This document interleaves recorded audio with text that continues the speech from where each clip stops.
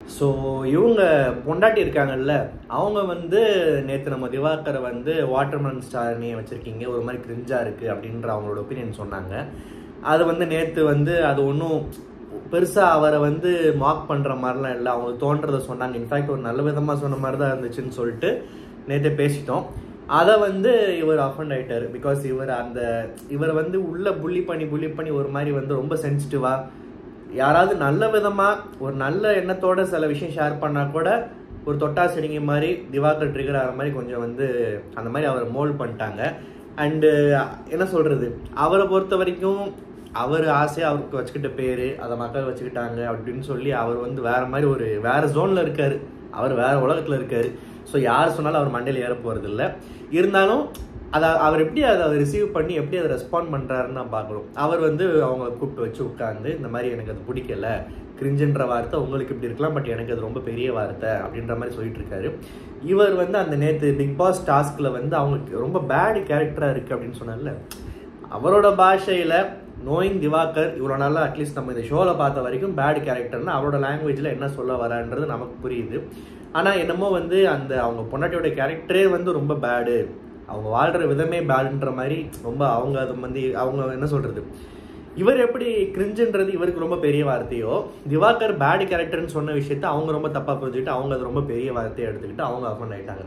So மாற்றி பேசிகிட்டு இருந்தாங்க அவங்களுக்குள்ளே. அதாவது திவாகர் ஒரு டோனில் பேசிகிட்டு இருக்காரு, பட் அவங்க பொண்டாட்டிக்கு வந்து கோவம் வந்துடுது. இந்த மாதிரி வந்து அவங்க ரேஞ்சுக்கு என்ன சொல்கிறது, அவங்க சாதித்த விஷயங்கள், அவங்க தாண்டி வந்த அவங்க பார்த்த பல விருதுகள், வாழ்நாள் சாதனையாளர் விருதெல்லாம் வாங்கிட்டு உள்ளே வந்திருக்காங்கல்ல.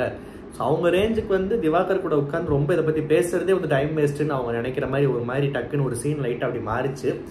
திவாகர் உடனே அப்படி எப்படி நீங்கள் இது பண்ணுவீங்கன்னு சொல்லிட்டு கொஞ்சம் பேச ஆரம்பிக்க புருஷன் பூந்துட்டாப்புல நடுவில். ஏன்னா அதுதானே ஒன்றா ஜோடியாக வந்திருக்காங்க. புருஷன் உள்ளே போந்து, அதாவது எல்லாருக்கும் வந்து திவாகர் அடித்து ஹீரோ ஆகணும், ஆனால் வெளியே அவங்க காமெடியாக தான் தர்றாங்க. ஸோ அது வேறு விஷயம். நம்ம ஏற்கனவே அமிர்தினை பார்த்துட்டு தான் இருக்கோம்.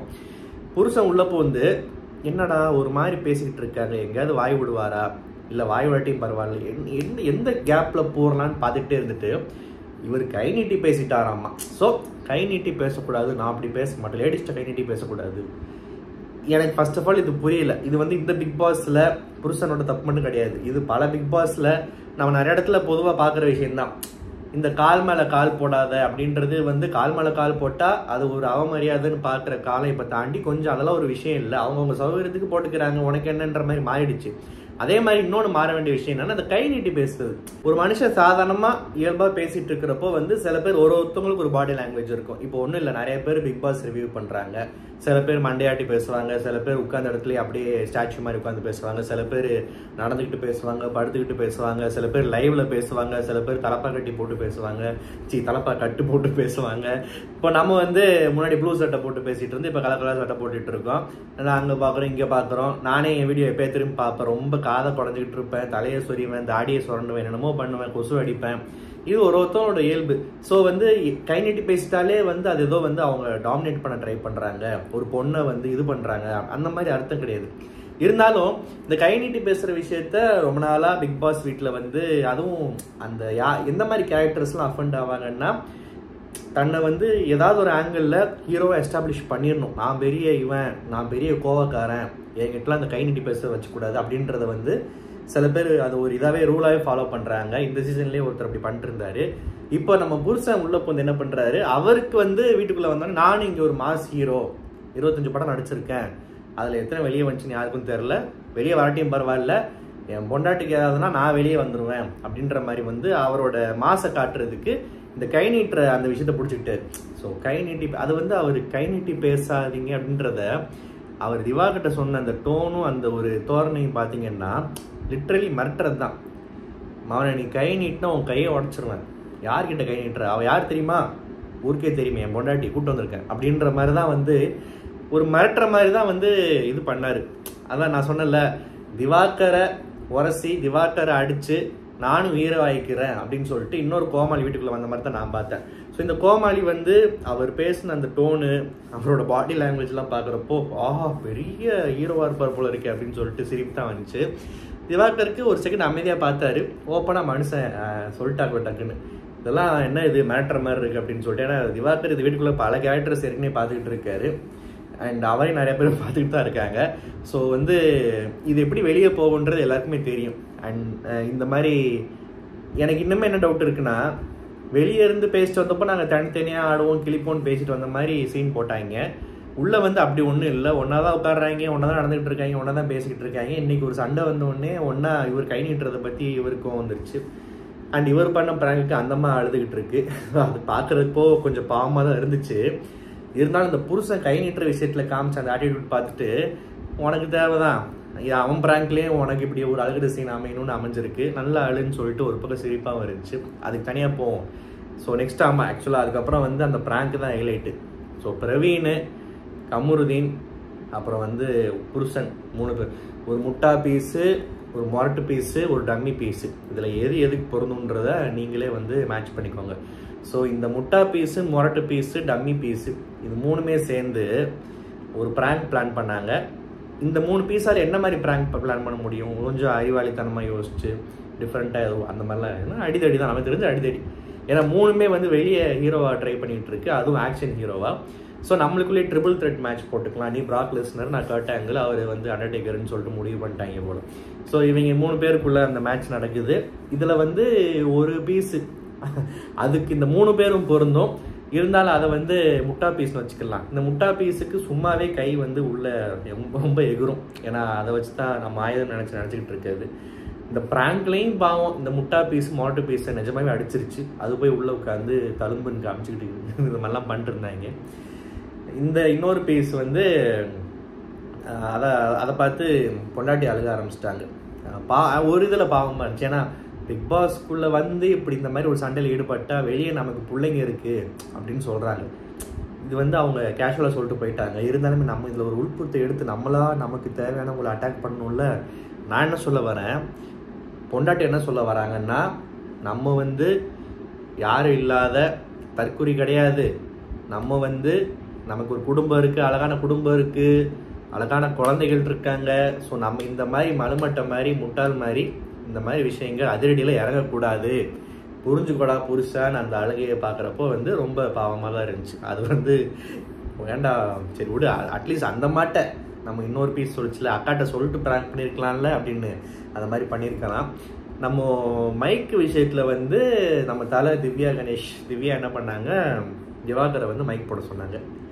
மைக் போட சொன்னது என்னமோ திவ்யா தான், ஆனால் மவுத் பீஸ் வேலை செஞ்சது பார்வதி கிட்ட இருந்து. ஸோ பார்வதி வந்து ஓகே, ஒருத்தவங்க உள்ளே வந்து வேறு மாதிரி ஏதோ ட்ரை பண்ணுறாங்கன்றப்போ நான் உங்களை லெஃப்டில் டீல் பண்ணுற சில விஷயங்கள் ரசிக்கும்படியாக சுவாரஸ்யமாக காரசாரமாக இருக்குது. இருந்தாலும் அவங்க கடமையை செய்கிறப்போ நடுவில் பூந்து ஏதாவது பேசணும், நமக்கு வாய் இருக்குன்னு உள்ளே நுழைக்கணுன்ற அவசியம் இல்லை. பட் பார்வதிக்கு வாய் மட்டும்தான் இருக்குது. ஸோ அதனால் வேறு வழி இல்லை, அதை வச்சு தான் வந்து எதாவது பண்ணுன்றதுனால ரொம்ப நுழைச்சிட்டு இருந்தாங்க. ஒரு பக்கம் இப்போலாம் வந்து பார்வதி பண்ணுறதை பார்த்தா இரிட்டேட்டிங்காகவும் இருக்குது, சில இடங்களில் வந்து காமெடியாகவும். நான் சொன்னேன்ல, வைல்டுன்னு நினச்சிட்டு உள்ளே வரவங்களாம் இப்படி லெஃப்ட் ஹேண்டில் பிடிச்ச ஒரு சோக்ஸ்லாம் போட்டால் எப்படி இருக்கும். ஏன்னா இன்றைக்கி நிறைய ரெஸ்லிங் ரெஃபரன்ஸாக வருது. அந்த மாதிரி பார்வதி பண்ணுறதை பார்த்தா சிரிப்பு வருது. ஏன்னா வெளியே திவ்யா பேசிகிட்டு இருந்தப்போ திவ்யாவோட மைக்கை சரியாக மாட்டுக்குன்னு பிக் பாஸ் சொன்னப்போ பார்வதி சிரிச்சோ, பார்வதி நீங்கள் இப்படின்னோடனே அதாவது அதான் இது அந்த இதை மூடிட்டு உட்காருங்க அப்படின்னு சொன்னது தான் வந்து கண்டிப்பாக அர்த்தம். அதை வந்து என்ன எப்படி சொன்னீங்க எப்படி பண்ணீங்கன்னு சொல்லிட்டு பார்வதி பண்ணதெல்லாம் வந்து காமெடியாக தான் இருந்துச்சு. சில பேருக்கு இரிட்டேட்டிங்காக இருந்தாலுமே நமக்கு பார்க்குறதுக்கு வந்து விடாது கருப்பு துரத்திக்கிட்டே இருக்கு பாருன்னு சொல்லிட்டு ஒரு மாதிரி சிரிப்பு தான் வந்துச்சு. அந்த விடாது கருப்புன்னு சொல்கிறப்போ இந்த 3 பேர் பேசிட்டாங்க, அந்த பொண்டாட்டி திவ்யா, அப்புறம் இன்னொரு உள்ள வேற வந்து இன்னொரு கனியக்கா இல்லை, அப்போ இந்த 2 பேரும் பேசிட்டாங்க. பாரு நம்ம வெளியே இருந்து பார்த்துட்டு வந்ததை விட உள்ளே இன்னும் எப்படி இருக்குது பாரு, அப்படியே முடியல அப்படின்ற மாதிரி எனக்கு அப்போ தோணுச்சு. அதாவது இவ்வளோ நாளாக டிவிலையும் படத்துலையும் மட்டும் பார்த்துட்டு நேரில் பார்த்தா எப்படி இருக்கும் அந்த ஃபீல் தான் திவ்யாவுக்கு இருந்திருக்கும்னு நினைக்கிறேன். ஸோ அந்த மாதிரி பேசிகிட்டு இருந்தாங்க.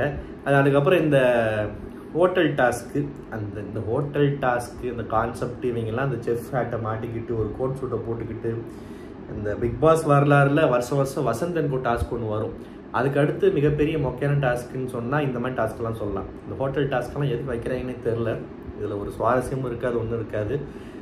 இன்றைக்கி முதல் நாள் தான், ஸோ ரொம்ப ஏர்லியாக ஜட்ஜ் பண்ண வேணாம். அண்ட் உள்ளே வந்த கெஸ்டெல்லாம் யாருன்னு பார்த்தீங்கன்னா நம்ம தீபக்கு, பிரியங்கா அண்டு மஞ்சரி தானே அவங்க பேர். ஆமாம் ஆமாம் ஆமாம் இவங்க வந்தாங்க 3 பேரும். அண்டு என்ன சொல்கிறது, பிரியங்கா வந்து பிக் பாஸ் வந்து எதுக்கு வந்து அதை பார்த்துட்டு கிளம்பு அப்படின்ற மாதிரி விஷயம் பண்ணார். ஓகே, இவங்க என்ன உள்ள ஒரு விஷயம் பேசினாங்க. எல்லாரையும் ஒரு செகண்ட், இத்தனை குறிப்பிட்ட செகண்ட் அமைதியாக இருக்க சொன்னாங்க. இந்த அமைதி எவ்வளோ அழகாக இருக்குது, பார்க்குற ஆடியன்ஸ்க்கு எவ்வளோ பிடிக்கும் அப்படின்லாம் சொன்னாங்க. நான் என்ன சொல்ல வரேன், இந்த சீசனை வந்து எல்லாருமே வந்து ரொம்ப சவுண்ட் அதிகமாக இருக்குது, கத்திக்கிட்டே இருக்காங்க, அமைதியே இல்லை, ரொம்ப கொலன்னு இது நிறைய கம்ப்ளைண்ட்ஸ் வைக்கிறாங்க. நான் என்ன சொல்கிறேன், இப்போ துஷார், அரோரா, இல்லை விக்ரம் எடுத்துப்போம், இல்லாட்டி இதுக்கு முன்னாடி வந்த சீசனில் பல மிக்சர் கேஸுங்க இருக்கிற இடமே தெரியாமல் போன நிறையா அரவைக்காட்டுன்ற இது நிறையா டம்மி பீஸு நிறைய பேர் இருந்திருக்காங்க. எல்லாருமே அமைதியாக இருந்துட்டா, எல்லாருமே ரொம்ப டீசெண்டாக பட்டும் படாமல் இல்லை தொட்டும் தொடாமல் இருந்துட்டு போயிடலாம், இருக்கிற இடம் தெரியாமல் இருந்துட்டு போயிடலாம், நல்ல பேர் வாங்கிட்டு நம்ம பேரை காப்பாற்றிட்டு போயிடலாம் அப்படின்னு உள்ளே வந்து நடிச்சுக்கிட்டோ, இல்லாட்டி இயல்பாகவே எல்லாருமே இப்போ துஷார்லாம் பார்த்தா பாவம் நடிக்கலை, அவன் இயல்பு இதுதான் தெரியுது. ஏன்னா எப்போ கோவம் வரணுமோ அப்போ கோவம் வருது அவனுக்கு. ஒருத்தனெல்லாம் செருப்பால் அடிக்க வேண்டியது தப்பிச்சிட்டான். அமைதியாகவே ஒரு 10-15 பேர் இருந்தால் யார் பிக் பாஸ் பார்ப்பா, எந்த கேனைய லைவ் பார்ப்பான், இல்லை விமர்சனம் பண்ணுறதுக்கோ 1 hour ஷோவில் பார்க்குறதுக்கோ என்ன இருக்குது, இன்ஸ்டாகிராமில் ரீல்ஸ் என்ன வரப்போகுது, என்ன என்டர்டெயின்மெண்ட் இருக்கும். பிக் பாஸ்னாலே அவங்கள தன்னைத்தானே வந்து அவங்களோட கேரக்டர் அப்படியே உள்ளே வாந்தி எடுத்துடணும். அந்த வீட்டுக்குள்ளே வாந்தி எடுத்து அந்த வாந்தியில் சரி விடுங்க ரொம்ப இதாக பேசுகிறேன்ல, அதாவது ரத்த ஆறாக ஓடணும், புனிதமான நீராக ஓடணும், ஆக மொத்தம் ஏதோ ஒன்று ஓடிக்கிட்டே இருக்கணும். அதுதான் பிக் பாஸோட அழகே. இவங்க ஏன் ரொம்ப இந்த சீசனை வந்து அமைதியாக இருங்கன்னு வர்றவன் பேசுகிறவனையும் எல்லாம் வாயடிச்சுனாலும் ரொம்ப ஆசைப்பட்டேன். கமுருதீன்லாம் உள்ளே கண்டிப்பாக யார்ட்டே செருப்படி வாங்கிட்டு தான் வெளியே போக போகிறாரு, ரெக்கார்டெலாம் கொடுத்து அமைச்சிடாதீங்கன்னு நினச்சேன். ஆனால் கமுருதீனெல்லாம் வந்து இப்போ ரொம்ப அமைதியாக்கினாலுமே வந்து நீ யாருன்னு எனக்கு தெரியும், நான் யாருன்னு உனக்கு தெரியுன்ற மாதிரி நம்ம எல்லாருக்குமே அவர் யாருன்னு தெரியும். ஒரு மாதிரி கண்ட்ரோல் பண்ணி கொண்டு போய்கிட்டு இருக்காங்க. ஆனால் பார்வதியை 1000 குறை சொல்லுங்கள், பார்வதியால் தான் ஷோ, ப்ரோமோ, ரிவ்யூவு எல்லா கர்மமும் ஓடிக்கிட்டு இருக்கு. ஸோ உள்ள அதுவும் வைல்ட் கார்டு வந்தோடனே இப்படி ஆக போகுது அப்படி ஆக போகுதுன்னா உட்காரே அப்படின்ட்டுருச்சு எல்லாரையும். ஸோ துஷார் வந்து டான்ஸ் ஆடுவாப்புல போல இருக்கே பாருங்கள். இத்தனை நாள் பிரியங்கா சொன்ன மாதிரி 25-30 நாளுக்கு அப்புறம் தான் இந்த பையன் டான்ஸ் ஆடுவானே வெளியே தெரியுது. இதுக்கு முன்னாடி வந்து கக்கூஸ் ஓரத்துலையும் புதற்குள்ளையும் அங்கிட்டும் இங்கிட்டும் வந்து எங்கேயோ உட்காந்தே தான் இருப்பான். இந்த பையன் டான்ஸ் ஆடுவானே வந்து வெளியே இருந்து வந்து ஒரு டாஸ்க் கொடுத்து என்டர்டெயின் பண்ண வச்சு அப்போ தான் வெளியே தெரியுது. ஸோ இது வந்து எப்படி சொல்கிறதுன்னு தெரில. சரி ஓகே. அதுக்கப்புறம் வந்து சுபிக்ஷா பார்த்தீங்கன்னா 2 நாள்லேயே வந்து அது பேர் என்ன பீட் பாக்ஸிங்கா, வாயிலே வடை சொல்கிறச்சி வாயிலே மியூசிக் போடுறது, இது கற்றுக்கிட்டு அதை பண்ணிச்சு பார்த்தீங்களா. எனக்கு இந்த தூள் படத்தில் பறவை முனியம்மாவோட சீன் தான் ஞாபகம் வந்துச்சு. விவேக் ரொம்ப கஷ்டப்பட்டு இரவு பகலாக ஒரு விஷயத்த பண்ணி இப்படி தூக்கிட்டு இருப்பாப்புல. இந்த பறவை முனியம்மா வந்து ஒரே செகண்டில் சனியனே ராத்திரி பூரா எதா ஒட்டிகிட்டு இருந்தியாக்கும் அப்படின்னு எட்டி வச்சுட்டு போயிடும். இதில் விவேக் வந்து யாருன்னு உங்களுக்கே தெரியும், எம்ஜே, பறவை முனியம்மா சுபிக்ஷா. ஸோ நீங்களே கனெக்ட் பண்ணிக்கோங்க. சைலன்ஸ் அந்த நான் சொன்னல எல்லாருமே நான் டக்குன்னு ஓட்டின்றேன். டக்குன்னு ஒரு செகண்ட் ஓட்டுறப்போ வந்து யாருக்கும் மௌன அஞ்சலியான்னு பார்த்தா அதான் நான் சொன்ன இந்த வீடே அமைதியாக வச்சு பார்த்தாங்க. அது ஒரு மாதிரி என்ன சொல்கிறது, அமைதின்றது நல்லா தான் இருந்துச்சு. பட் பிக் பாஸ் இப்படி அமைதியாக இருந்தால் நல்லா இருக்காது. மின்சார பூவே பாட்டுக்கு பார்வதி பெர்ஃபார்ம் பண்ணாங்க. பார்வதி உண்மையாகவே இந்த பார்த்தீங்களா, ஆக்சுவலாக நான் பார்வதி பற்றி நிறைய கேள்விப்பட்டேன். அவங்க வந்து காலேஜ்லேயே அப்படி இப்படின்லாம் வந்து இந்த மியூச்சுவல் நண்பர் ஒருத்தர் நம்மக்கிட்ட ஷேர் பண்ணார். ஆனால் எவ்வளோ திறமைகள் இருக்குது என்னன்னு தெரில. எல்லாருமே வாயை தான் ஹைலைட்டாக பார்க்குறாங்க. வாயை தாண்டி எனக்கும் திறமை இருக்குன்னு சொல்லிட்டு ரொம்ப நல்லா இருந்துச்சு சொல்ல முடியாது.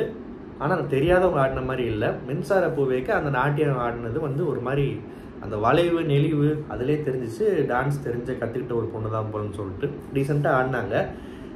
அங்கிட்டு அதுக்கப்புறம் ஒரு ஒரு கான்வர்சேஷன் போச்சு. இதுக்கேற்ற மாதிரி நீங்கள் கொஞ்சம் இப்படி பண்ணணும், அதனால தான் உங்களை சொன்னேன். அவர் நான் ஆர்டிஸ்ட்டு, நான் வெளியே 35 ஃபிலிம்ஃபேர் அவார்டு வாங்கியிருக்கேன், ஆஸ்கருக்கு வருஷம் என் படத்தை தான் இந்தியா அனுப்புது, கலைமாமணி, கலை மாமிமணி, எல்லா மாமாமணி அவார்டும் வாங்கியிருக்கேன். என்ன எப்படி அப்படி சொல்லலான்னு சொல்லிட்டு புருஷன் கோச்சுக்கிட்டாப்புல. நான் என்ன சொல்கிறேன், கொஞ்சம் நல்ல ரியாக்ஷன் கொடுத்துருக்கலாமே. லிரிக்ஸுக்கு ஏற்ற மாதிரி அவர் நடிப்பாராமே. லிரிக்ஸ்க்கு ஏற்ற மாதிரி நடித்தா கூட அங்கே ரஜினியாவது கொஞ்சம் சிரிச்ச முகத்தோட ஒரு மாதிரி தட்டிக்கு அது இதுன்னு ஏதோ தரப்படான்னு ஏதோ பண்ணிகிட்டு இருப்பார். கொஞ்சம் ரியாக்ஷன்ஸ் காட்டுவார், சிரிப்பு ஏதோ பல்ல காட்டுவார், நிறையா பண்ணுவார் அந்த இதில். இவர் இந்த கண்ணை கசக்கும் சூரியனோ பாட்டில் அஜித் பார்த்தீங்கன்னா ஒரே ஸ்டெப்பு தான் நடந்துக்கிட்டே இருப்பாப்புல. ஒரு கை இடுப்பில் இருக்கும், ஒரு கை மண்டையை சொரிஞ்சுக்கிட்டு இருக்கும். அதை தான் புருஷன் இன்னைக்கு மின்சார பூவே இந்த படையப்பா பாட்டுக்கு பண்ணிட்டு இருந்தார். கேட்டால் நான் ஆர்டிஸ்ட்டு, எந்த லிரிக்ஸ்க்கு எந்த பாட்டுக்கு எப்படி ஆடணும்னு தெரியும் அப்படின்னு சொல்லிட்டு வடை சொல்லிக்கிட்டு இருக்காரு. இதுக்கு திவாகர் கூட நல்லா பண்ணியிருப்பாருன்னு நினைக்கிறேன். இந்த ரிவ்யூ பிடிச்சிருந்தா மறக்காம சேனல் சப்ஸ்கிரைப் பண்ணுங்கள். நன்றி, வணக்கம்.